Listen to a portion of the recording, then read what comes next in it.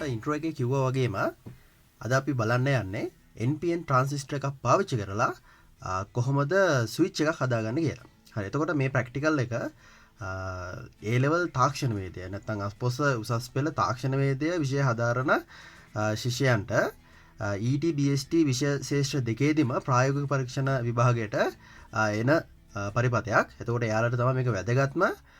ඒ වුණාට ඉලෙක්ට්‍රොනික වලට කැමති ඉලෙක්ට්‍රොනික වලට ආසාවක් තියෙන ඕනම කෙනෙක්ට මේ පරිපතය හදලා බලන්න පුළුවන් කොහොමද මේක වැඩ කරන්නේ කියලා බලන්න. එතකොට මුලින්ම කරන්න ඕන සාමාන්‍ය ප්‍රායෝගික පරීක්ෂණ විභාගයකදී නම් ඉස්සෙල්ලාම කරන්න ඕන මේ පරිපතය හදන්න අවශ්‍ය කරන උපකරණ ටික ඔයා ගාවට එකතු කරගෙන ගේන්න ඕන. එතකොට අපි අද එකතු කරගෙන තියෙනවා මේ පරිපතය හදන්න බොහොම පොඩි උපකරණ කිහිපයක්. එතකොට මම ඉස්සෙල්ලාම උපකරණ ටික අඳුනලා දෙන්නම්. හරි. එතකොට මේ ඉලෙක්ට්‍රොනික ප්‍රැක්ටිකල්ස් කරන්න නැත්නම් ඉලෙක්ට්‍රොනික පරිපතය හදන්න අපි පාවිච්චි කරන්නේ මෙන්න මේ බ්‍රෙඩ් බෝඩ් එක කියන උපකරණය. ඒතර බ්‍රෙඩ් බෝඩ් එක කියන උපකරණයේ සිද්ධාන්ත ටික මම කලින් වීඩියෝ එකක කරලා තියෙනවා. ඒ වීඩියෝ එකේ link එක description එකේ දාලා තියෙනවා. එතකොට ඒකට ගිහිල්ලා බලන්න පුළුවන් වැඩි විස්තර කොහොමද මේකේ පරිපතය හදන්නේ කියන එක සම්බන්ධයෙන් තියෙන කරුණු ටික. හරි. එතකොට මේක ගැන අවබෝධයක් නැත්නම් දැම්ම මෙතනින් වීඩියෝ එක ෆියුස් කරන්න description එකට යන්න ගිහිල්ලා ඒ වීඩියෝ එක බලලා එන්න. එතකොට සම්පූර්ණ විස්තරයම තියෙනවා බ්‍රෙඩ් බෝඩ් වීඩියෝ එකේ. හරි. ඊට පස්සේ අපිට අවශ්‍ය වෙනවා ප්‍රතිරෝධක. ඒතර ප්‍රතිරෝධක අද දවසේ මට ඕන වෙනවා වර්ග දෙකකින්. ඒ කියන්නේ අගයන් දෙකකින්. එකක් 1000 ඕම් නැත්නම් 1 කිලෝ ඕම් කියලා අපි කියනවා. සහ මම අරගෙන තියෙනවා 150යි ඕම් ප්‍රතිරෝධක දෙකක්. එතකොට වර්ග දෙකකින් ප්‍රතිරෝධක කිහිපයක් අරන් දෙනවා. අපි ඒ වගේ එක ගානේ පරිපතයට භාවිතා කරනවා. හරි. ඊට පස්සේ අපිට අවශ්‍ය වෙනවා LEDs. එතකොට මං ඔයාලට පේන්න ඕන හින්දා රතු පාටින් LED අරන් තියෙනවා. එක්සෑම් එකේ ගිහලා රතු පාටම හොයන්න එපා. මොකක් හරි LED එකක් අරගෙන එන්න. හරි. ඊට පස්සේ අපේ ප්‍රධාන උපකරණය නැත්නම් ප්‍රධාන ඉලෙක්ට්‍රොනික උපාංගය මෙන්න මේ විදිහට තමයි තියෙන්නේ. ට්‍රාන්සිස්ටර් එකක්. එතකොට අද මම මගේ මේ අපේ පරිපතය හදන්න ගන්නේ C945 කියන NPN ට්‍රාන්සිස්ටර් එක. එතකොට මේකත් ප්‍රැක්ටිකල් එකෙන් ප්‍රැක්ටිකල් එකට වෙනස් වෙනවා. එතකොට දීලා තියෙන, ඒ කියන්නේ data sheet එකේ දීලා තියෙන හරි නැත්නම් paper එකේ දීලා තියෙන හරි එහෙම නැත්නම් එයා මොකක් හරි සඳහන් කරන හරි අංකයට අදාළ NPN ට්‍රාන්සිස්ටර් ඔයාලා ගේන්න ඕන. එතකොට අද මම ඔයාලට මේක කියලා දෙන්න ගන්නවා C945 NPN ට්‍රාන්සිස්ටර් එක. හරි. එතකොට ওই ටික තමයි උපාංග ටික. හරි. ඊට පස්සේ මේ උපාංග අපිට පරිපතයට සම්බන්ධ කරනකොට අපිට වයර්ස් අවශ්‍ය වෙනවා. එතකොට මම අරගෙන තියෙනවා මෙන්න මේ වගේ male to male jumper wires. මේවම නම් හම්බ වෙන්නේ නැති වෙයි එක්සෑම් එකට. හැබැයි මේ හා සමාන jumper wires වාගාව තියෙන්න ඕන පරිපතය හදන්න සහ පරිපතයට අවශ්‍ය කරන විදුලිය ලබා දෙන්න සහ ආදාන ප්‍රතිදාන ලබා දෙන්න ඉන්පුට් අවුට්පුට්ස් ගන්න අපි ගාව තියෙන්න ඕන jumper wires. හරි. එතකොට ඔන්න ඔය මේ කොටස් ටික තමයි ඔයා එකතු කරගෙන පරිපතය ගාවට ගේන්න ඕන. හරි. එතකොට ඉලෙක්ට්‍රොනික ප්‍රැක්ටිකල් එකකදී ගොඩක් වෙලාවට මෙන්න මේ කරුණු ටිකට, ඒ කියන්නේ මේ පරිපතයට අවශ්‍ය කරන උපාංග තෝරගන්නවට ලකුණු කිහිපයක් හම්බ වෙනවා. එතකොට ඒ ලකුණු ටික එකතු කරගන්න ඔයා ඉස්සෙල්ලා මේ විදිහට උපකරණ තෝරගෙන එන්න ඕන. හරි.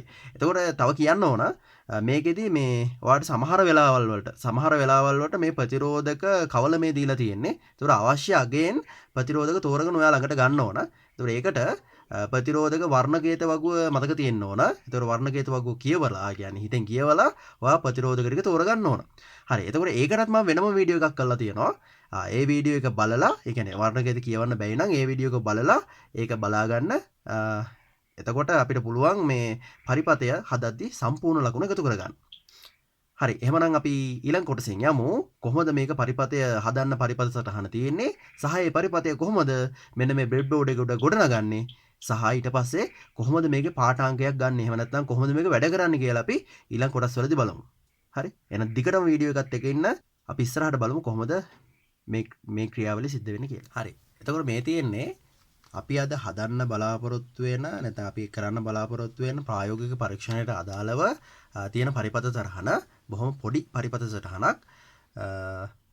හැබැයි මේක පොඩ්ඩක් තේරුම් ගන්න ඕනේ ඉස්සෙල්ලා මේක හදන්න කලින් කොහොමද මේක වැඩ කරන්නේ කියලා. හරි. ඒකට ට්‍රාන්සිස්ටරය සම්බන්ධව සම්පූර්ණ සිද්ධාන්ත කරුණු තියෙන වීඩියෝ එකක් අපි මීට කලින් ඉගෙනගෙන තියෙනවා. ඒතකොට ට්‍රාන්සිස්ටර් ගැන ඔයාලට සිද්ධාන්ත කරුණු මතක නැත්නම් මතක නැත්තම් මේ කොටස හදන්න කලින් හරි මේ කොටස හැදුවට පස්සේ හරි ඩිස්ක්‍රිප්ෂන් එකට ගිහිල්ලා ඒ වීඩියෝ එකත් බලන්න. හරි. එතකොට ඒ වීඩියෝ එක බලපුවම ඇත්තටම මේකේ සිද්ධ වෙන්නේ මොකද්ද? ක්‍රියාවලිය මොකද්ද කියලා පැහැදිලි වෙනවා. ඒක වාට ඕන වෙයි ප්‍රායෝගික පරීක්ෂණයේ අන්තිම ප්‍රශ්නවලට පිළිතුරු දෙන්න. ඒ කියන්නේ සමහර වෙලාවට පිළිතුරු ලියන්න වෙනවා. සමහර වෙලාවට ඔයාලට පිළිතුරු ප්‍රකාශ කරන්න වෙනවා. හරි. එතකොට ඒ වැඩේ කරන්න ට්‍රාන්සිස්ටරයේදී මේ පරිපතේ වැඩ කරන ක්‍රියාවලිය කොහොමද වෙන්නේ කියන එකේ අවබෝධය ඕන. හරි. එතකොට මම සරලව පැහැදිලි කරන්න. මොකද මේක මේ හදන්න කලින් අපි දැනගන්න ඕන කොහොමද මේක වැඩ කරන්නේ කියලා ටිකක් සරලව හරි පැහැදිලි කරලා දැනගන්න ඕන. ඒක තමයි සරලව කියන්නම්. සවිස්තරාත්මක විස්තරය ට්‍රාන්සිස්ටර් වීඩියෝ එකෙන් ගිහිල්ලා බලන්න ඕන අනිවාර්යෙන්. හරි. එතකොට මේ තියෙන්නේ NPN ට්‍රාන්සිස්ටර් එකක්. එතකොට අපි දන්නවා NPN ට්‍රාන්සිස්ටර් එකක අග්‍ර තියෙනවා තුනක්. එකක් එමිටර් එක නැත්නම් විමෝචකය කියලා අපි කියනවා. එකක් පාදම නැත්නම් ඒකට බේස් එක කියලා කියනවා. එකක් සංග්‍රාහකය එහෙම නැත්නම් අපි ඒකට කලෙක්ටර් එක කියලා කියනවා. හරි. එතකොට මේකෙදි අපි කරන්නේ බේස් එකට නැත්නම් පාදමට අපි දෙනවා ධන විභවයක්. හරි. ධන විභවයක් දෙනවා. ධන විභවයක් දුන්නට පස්සේ සංග්‍රාහකයයි විමෝචකයයි අතර ධාරාව ගලන්න පටන් ගන්නවා. හරි.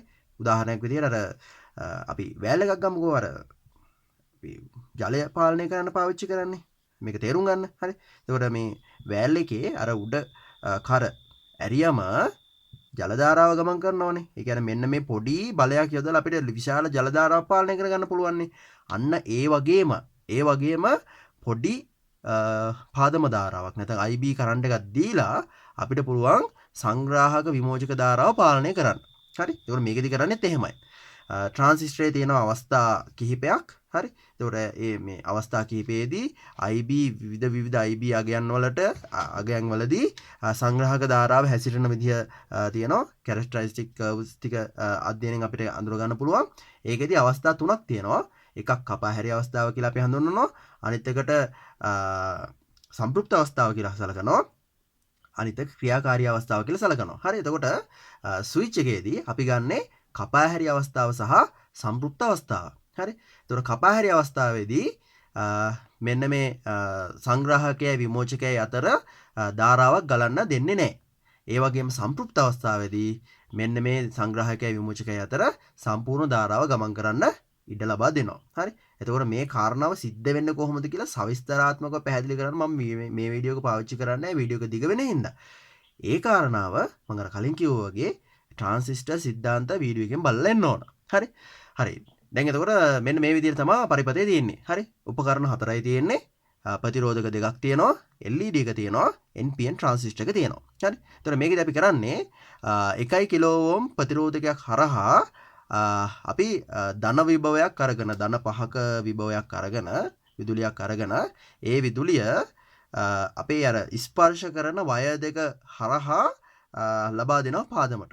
හරි. එතකොට මෙතනින් අපි මෙන්න මෙහෙම ගිහිල්ලා මේක ස්පර්ශ කරන්න ඕන. ස්පර්ශ කරපුවාම අපි මොකක් හරි කියන්නේ ජීවි ශරීරයකින් මේක ස්පර්ශ කරන්නේ. ඒතර මේ ස්පර්ශ කරපුවාම අපි හරහා අපේ ශරීරය හරහා ඊටා කුඩා ධාරාවක් මෙන්න මේ කම්බිය දිගේ ගමන් කරනවා පාදම වෙත. හරි. එතකොට ඔය පාදම වෙත ඊටා කුඩා ධාරාව ගමන් කරපුවාම පාදම ධාරාව හම්බ වෙන හින්දා සංග්‍රාහකය සහ විමෝචකය අතර ධාරාව ගලන්න පටන් ගන්නවා. හරි. එතකොට මේ ධාරාව ගලන්න පටන් ගත්තම ඒ ධාරාව හේතුවෙන් මේ LED එක දැල් වෙනවා. හරි. ඊට පස්සේ අපි මේකේ ස්පර්ශය අයින් කරොත් එහෙම මෙතනින් විවෘත පරිපතයක් හැදෙනවා. ඒ කියන්නේ පරිපතේ විවෘත වෙනවා, ඕෆ් වෙනවා. හරි. එතකොට මේ බේස් එකට නැත්නම් පාදමර ධාරාව හම්බ වෙන්නේ නැහැ. හරි. පාදමර ධාරාව හම්බෙන්නේ නැති හින්දා එයා යනවා එයාගේ කපහැරි අවස්ථාවට. එතකොට CE නැත්නම් සංග්‍රාහක විමෝචක ධාරාවත් නවතිනවා. හරි. හරිම සරලයි. හැබැයි අපිට මේ පරිපතේ යොදා ගන්න පුළුවන් ප්‍රායෝගික අවස්ථා විශාල ප්‍රමාණයකට ඉතා සාර්ථකව. හරි. එතකොට ওই විදිහට තමයි පරිපතය තියෙන්නේ සහ පරිපතේ ක්‍රියාකාරීත්වය සරලව ගත්තොත් සිද්ධ වෙන්නේ. හරි. දැන් බලමු ඊළඟට කොහොමද මේ පරිපතේ බ්‍රෙඩ් බෝඩ් එකේ හදන්නේ කියලා. හරි. ඉතින් මම බ්‍රෙඩ් බෝඩ් එකේ හදන වීඩියෝ එක ටිකක් පාස්පෝර්ට් කරලා ඉස්සරහට යවනවා. එතකොට ඔයා පියවරෙන් පියවර බලා ගන්න. ඊට පස්සේ ඔයාලට පුළුවන් නම් හොඳයි මේ පොඩි උපකරණ ටික ගන්න තියෙන්නේ. ඔය උපකරණ ටික අරගෙන ඔයාම තනියෙන් හදලා බලන්න. එතකොට මේක ප්‍රායෝගික වැඩක්නේ. ඒකින්ද තමන් තනියෙන් හදන තරමට තමයි මේකේ පුරුද්ද ඇති වෙන්නේ. ඒතර මම යෝජනා කරනවා ඔයත් මේක තනියෙන් හදලා බලන්න. හරි දැන් අපි යන්නේ පරිපථය හදන්න. ඒතර අපි ඉස්සෙල්ලාම සම්බන්ධ කරගමු අපේ ට්‍රාන්සිස්ටර් එක. හරි. ඒතර ට්‍රාන්සිස්ටර් එක සම්බන්ධ කරනකොට ට්‍රාන්සිස්ටරේ අග්‍ර තුන අඳුර ගන්න එපේ. ඒතර මේ අග්‍ර තුන අඳුර ගන්න අපිට පුළුවන් මල්ටිමීටරය පාවිච්චි කරලා අග්‍ර තුන අඳුර ගන්න. එහෙම නැත්නම් ඩේටා ෂීට් එක පාවිච්චි කරලා අග්‍ර තුන අඳුර ගන්න පුළුවන්. හරි. එතකොට මග්ගාව අද ඔයාලට ෂෙයා කරන්න ඩේටා ෂීට් එක නැති හින්දා මම මෙතන බෝඩ් එකේ ඇඳලා පෙන්නනවා කොහොමද මේකේ අග්‍ර තුන තියෙන්නේ කියලා පෙන්වන්න. හරි. එතකොට C945 ට්‍රාන්සිස්ටර් එකේ අංක පැත්ත ඉස්සරහට හරවගත්තම මෙන්න මේ විදිහට තමයි අග්‍ර තුන පිහිටන්නේ. ECB emitter collector base විදිහට තමයි වම් පැත්තේ ඉඳන් දකුණු පැත්තට අග්‍ර තුන පිහිටන්නේ. හරි. ඒතකොට වම් පැත්තේ තියෙන්නේ emitter එක, මැද තියෙන්නේ collector එක, දකුණු පැත්තේ තියෙන්නේ base එක. හරි. හරි. එතකොට හදන්න කලින් මේක ඉස්සෙල්ලා බලා ගන්න ඕන අග්‍ර තුන. හරි. දැන් ඔයාලා ගන්න ට්‍රාන්සිස්ටරේට මේ pin out එක වෙනස් වෙනවා. හරි. ඊළඟට LED එක. LED එකේත් polarity එකක් තියෙනවා. කියන්නේ ධන ඍණ හරියට අඳුර ගන්න ඕන. ඒතකොට LED එකේ ධන ඍණ අඳුර ගන්න අපිට පාවිච්චි කරන්න පුළුවන් ඉතා සරල ක්‍රමයක් තියෙනවා. ඒතකොට LED එකේ අපි බලන්න ඕන මෙන්න මේ ඇතුලේ මෙන්න මේ විදිහට අපිට කොටස් දෙකක් පේන්න තියෙනවා. හරි. වීඩියෝ එකට පේයිද දන්නේ අපි උත්සාහ කරලා බලමු. හරි. මේ තියෙන්නේ. හරි. ඒකට එකක් විශාලයි, එකක් කුඩයි. හරි. එතකොට මේ විශාල කොටස සම්බන්ධ වෙලා තියෙන විශාල කොටස සම්බන්ධ වෙලා තියෙන අග්‍රයට අපි කියනවා ඍණ අග්‍රය. කුඩා කොටස සම්බන්ධ වෙලා තියෙන අග්‍රය ධන අග්‍රය. කියන්නේ මේකට ඍණ විභවයක් දෙන්න ඕන, මේකට ධන විභවයක් දෙන්න ඕන. එහෙම සම්බන්ධ කරපුවාම තමයි LED එක දැල් වෙන්නේ. හරි. ඒකත් අපිට පරිපථය හදන්න අවශ්‍ය කරනවා. හරි. ඊට පස්සේ ප්‍රතිරෝධකවල පොලරිටි එකක් නැහැ. ඒ කියන්නේ ධන ඍණ මාරු කරලා සම්බන්ධ කරා කියලා ප්‍රශ්නයක් වෙන්නේ නැහැ. හරි. හරි. එහෙනම් අපි බලමු කොහොමද මේක ඉස්සරහට සම්බන්ධ කරගෙන යන්නේ කියලා. හරි. ඉස්සෙල්ලාම අපි ගන්නවා අපේ බ්‍රෙඩ්බෝඩ් එක. බ්‍රෙඩ්බෝඩ් එක අරගෙන ඉස්සෙල්ලාම අපි මේකට සම්බන්ධ කරගන්න ඕන අපේ ට්‍රාන්සිස්ටරය. මේක තමයි ලේසිම ක්‍රමය. හරි. ඒතකොට ට්‍රාන්සිස්ටරය සම්බන්ධ කරනකොට මේ සිදුරු ටිකක් ඈතින් තියෙන නිසා ට්‍රාන්සිස්ටරේ කම්බි පොඩ්ඩක් ඈත් කරගන්න මේ විදිහට. ඈත් කළා හරස් අතට මේ පැත්තට නෙමෙයි මේ පැත්තට සම්බන්ධ කරපුවාම බ්‍රෙඩ්බෝඩ් වීඩියෝ එක බලලා ආපු කට්ටිය දන්නවා මේ පැත්තට අපි සම්බන්ධ කරොත් එහෙම මේ කම්බි තුනම එකට ෂෝට් වෙනවා. හරි. ඒකින්ද මේ අතට අරගෙන ස්ථාන තුනකින් අපි පරිපථයට නැත්නම් බ්‍රෙඩ්බෝඩ් එකට මේන්න මේ විදිහට අපි සම්බන්ධ කරගන්න ඕන අපේ ට්‍රාන්සිස්ටරය. හරි. ඊට පස්සේ අපි පරිපථය දිහා බලලා ට්‍රාන්සිස්ටරේ ඉඳලා දෙපැත්තට අපි මේ කියන්නේ අපේ උපාංග ටික සම්බන්ධ කරගෙන යනවා. හරි. එතකොට ඔයාලට මතක ඇති මෙන්න මෙහෙමයි තිබ්බේ ට්‍රාන්සිස්ටරේ ඉඳලා වම් පැත්තට. හරි. බේස් එක තිබ්බා. බේස් එකෙන් වයර් එකක් එළියට ඇවිල්ලා ස්පර්ශ කරන්න සම්බන්ධ වෙලා තිබ්බා. හරි. එහෙමනේ තියෙන්නේ. හරි. මෙන්න මේ හරි වීඩියෝ මේ ෆොටෝ එකක් පේනවා ඇති. අන්න ওই විදිහට තමයි පරිපථය තිබ්බේ. හරි. එතකොට දැන් අපි මේකේ බේස් එකෙන් වයර් එකක් එළියට ගන්න ඕන ස්පර්ශක ස්විච් විදිහට. හරි. එතකොට කොහෙද බේස් එක තිබ්බේ? බේස් එක තිබ්බේ වම් පැත්තේ දකුණු පැත්තේ අයිනම. හරි. වම් පැත්තේ තිබ්බේ එමිටර් එක, කලෙක්ටර් එක මැද බේස් එක අයිනම. එතකොට මෙන්න මේ තුන්වෙනි කම්බිය. තුන්වෙනි සිදුර. හරි. තුන්වෙනි සිදුර තියෙන තැනට අපි සම්බන්ධ කරනවා අපේ වයර් එක. වයර් එක සම්බන්ධ කරලා පරිපථයේ තිබ්බ පැත්තටම දාගෙන තියාගන්න. එතකොට පැහැදිලි වැඩේ පරිපථයයි මේකයි වෙනස් වෙන්නේ නැහැ. හරි. ඔන්න දැන් මේ වයර් එක හරි. ඊට පස්සේ අපි තව වයර් එකක් සම්බන්ධ කරගන්න ඕන. ඒ වයර් එක සම්බන්ධ කරගන්න මේක ස්පර්ශක සූචියේ ඊළඟ වයර් එක විදිහට. ඒතකොට ඒක අපි මේ පැත්තේ නිදහස්ව තියාගෙන ඒක වෙන සිදුරකට සම්බන්ධ කරනවා. ට්‍රාන්සිස්ටරේට කොහෙත්ම ගෑවෙන්නේ නැති වෙන සිදුරකට සම්බන්ධ කරනවා. හරි. ඊට පස්සේ එතෙන් සම්බන්ධ කරන්න ඕන කිලෝ ඕම් එකේ ප්‍රතිරෝධකය. එතකොට මම ගන්නවා කිලෝ ඕම් එකේ ප්‍රතිරෝධකය. හරි. කිලෝ ඕම් එකේ ප්‍රතිරෝධකය අරගෙන ඒකේ එක අග්‍රයක් අපි සම්බන්ධ කරන්න ඕන අපේ ස්පර්ශ ස්විච්යට ගත්ත වයරයකට. අනිත් එක සම්බන්ධ කරන්න ඕන ධන 5ට. හරි. එතකොට අපි සාමාන්‍යයෙන් power lines ඒ කියන්නේ ධන විභවය ඍණ විභවය ගන්න මෙන්න මේ තිරස් පැත්තට තියෙන සිදුරු වලට. එතකොට ඒක සිදුරකට මම ප්‍රතිරෝධකය සම්බන්ධ කරා. ප්‍රතිරෝධකය සම්බන්ධ කරලා එතනින් මම වයර් එකක් එළියට ගන්නවා. එතකොට මේ සම්පූර්ණම කොටස ධන විදිහට විභවය සපයන්න තමයි මම බලාපොරොත්තු වෙන්නේ. එතකොට මේ රතු වයර් එක මතක තියාගන්න මේකට දෙන්න ඕන වෝල්ට් 5ක් ධන වෝල්ට් 5ක් දෙන්න ඕන. හරි. ඔන්න එක පැත්තක් හරි. හරි. එක පැත්තක්. හරි. දැන් අපි සම්බන්ධ කරන්න ඕන කලෙක්ටර් එක. හරි. කලෙක්ටර් එක තිබ්බේ මතක තියාගන්න මැදනේ. කලෙක්ටර් එක තිබ්බේ මැද. හරි. එතකොට කලෙක්ටර් එකට අපි සම්බන්ධ කරන්න ඕන LED එකේ ඍණාග්‍රය. හරි. එතකොට අපි ගන්නවා මෙහෙම හොයා ගන්නවා LED එකේ ඍණාග්‍රය. ඍණාග්‍රය සම්බන්ධ කරන්න ඕන කලෙක්ටර් එකට. හරි. එතකොට කලෙක්ටර් එක තිබ්බේ මැදනේ. එතකොට මැද ඉඳලා සම්බන්ධ වෙන සිදුරකට අපි LED එක සම්බන්ධ කරනවා මේ විදිහට. සම්බන්ධ කරලා ඉතිරි අග්‍රය අර නිදහස් අග්‍රය නිදහස් සිදුරු පේලියකට සම්බන්ධ කරනවා. හරි. ඊට පස්සේ පරිපතේ තියෙන විදිහට LED එකේ එක පැත්තක් සම්බන්ධ වෙනවා කලෙක්ටර් එකට, ධන අග්‍රය කලෙක්ටර් එකට සම්බන්ධ වෙනවා. ඍණාග්‍රය කලෙක්ටර් එකට සම්බන්ධ වෙනවා. ධනාග්‍රය සම්බන්ධ වෙනවා අපේ ප්‍රතිරෝධකයට. හරි. එතකොට ඔන්න ප්‍රතිරෝධකය සම්බන්ධ කරා ධනාග්‍රයට. සම්බන්ධ කළා ප්‍රතිරෝධකයේ එක පැත්තක් සම්බන්ධ කරන්න ඕන. ප්‍රතිරෝධකයේ අනිත් පැත්ත සම්බන්ධ කරන්න ඕන ධන වෝල්ට් 5ට. හරි. එතකොට අර කලින් අපි සම්බන්ධ කරානේ ධන වෝල්ට් 5ක් මේ පැත්තට. එතකොට මම මෙතන ෂෝට් කරලා තියෙන හින්දා මේ සම්පූර්ණ සිදුරු ගෲප් 10ම එකට සම්බන්ධ වෙලා තියෙන්නේ. එතකොට ওই සිදුරු ගෲප් 10න් එක සිදුරු ගෲප් එකක තියෙන සිදුරකට නැත්නම් එක කණ්ඩායමකට අපි මේක සම්බන්ධ කරනවා. එතකොට ඔන්න පරිපතේ දකුණු පැත්තේ ඉහළ කොටස හරි. හරි. ඊට පස්සේ අන්තිම කෑල්ල ඒ කියන්නේ ට්‍රාන්සිස්ටරේ අනිත් අග්‍රය අවසන් අග්‍රය කියන්නේ එමිටර් එක සම්බන්ධ කරන්න ඕන ඍණට. හරි. එතකොට අපි ගන්නවා මෙන්න මෙහෙම එමිටර් එකෙන් ගන්නවා වයර් එක. හරි. එමිටර් එකෙන් වයර් එක අරගෙන ඒක ඍණට සම්බන්ධ කරන්න අපි වයර් එක විතරක් එළියට අරගෙන තියා ගන්නවා. එතකොට ඔන්න එමිටර් එක ග්‍රවුන්ඩ් එක නැත්නම් ඍණට සම්බන්ධ වෙනවා. හරි. හරි. දැන් බලන්න අපිට මේ වැඩේට ගියේ වයස් 4යිනේ. 1 2 3යි 4යි. ඉතුරු සම්බන්ධක සියල්ලම සිද්ධ වුණේ බ්‍රෙඩ් බෝඩ් එකේ ඇතුලේ තියෙන ප්ලේට්ස් වලින්. ඒකයි අපි මේකට බ්‍රෙඩ් බෝඩ් පාවිච්චි කරන්නේ. ඉතා ලේසියෙන් ඉතා පහසුවෙන් පරිපතය සම්බන්ධ කරගන්න පුළුවන් හින්දා පෑසීමක් කරන්න නැතුව. හරි. දැන් බලමු කොහොමද මේකේ ක්‍රියාකාරීත්වය සිද්ධ වෙන්නේ කියලා. හරි. දැන් බලන්න යන්නේ මේක ක්‍රියා කරන විදිහ. නැත්නම් මේක ක්‍රියා කරනවද නැද්ද කියලා. හරි. එතකොට මම ඔන්න කලින් පරිපතේ එහෙමම තියෙනවා. අමතරව මම මගේ පවර් සප්ලයි එකෙන් සම්බන්ධ කරලා තියෙනවා ධන විභවයක් සහ ඍණ විභවයක්. එතකොට පවර් සප්ලයි එකට මෙතනට වීඩියෝ එක ගන්න බැරි නිසා මේ ඔයාලා හිතන්න මෙතන ධන 5ක් සහ ඍණ සම්බන්ධ කරලා තියෙනවා. වෝල්ට් 5ක් සම්බන්ධ කරලා තියෙනවා. හරි.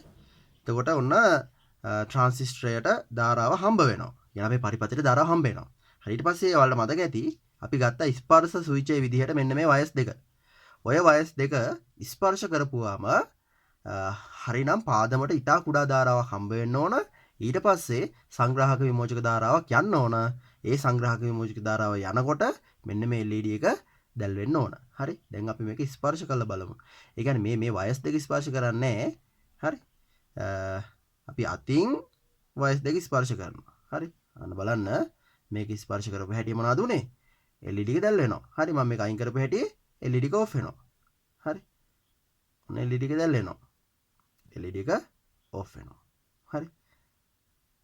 LED එක දැල් වෙනවා. LED එක ඔෆ් වෙනවා. හරි. ඔන්න අපි දැන් හදලා තියෙනවා අපේ ස්පර්ශක ස්විච්.